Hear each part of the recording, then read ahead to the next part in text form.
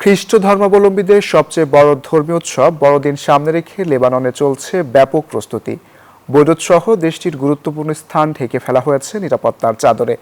বড়দিনের আমেজ আরও বাড়িয়ে দিয়েছে খ্রিস্টান সম্প্রদায়ের ধর্মীয় নেতা পোপ লিওর লেবানন সফর। বড়দিনের উৎসব পালনের পূর্ব প্রস্তুতির বিস্তারিত জানাচ্ছেন মাহমুদ মিলন খান। দর্শক, লেবানন সহ সারা বিশ্বকে কেন্দ্র করে সবচেয়ে খ্রিস্ট ধর্ম অবলম্বনকারীদের সবচেয়ে বড় ধর্মীয় উৎসব শুভ বড়দিন এটি কিন্তু উদযাপন হতে যাচ্ছে।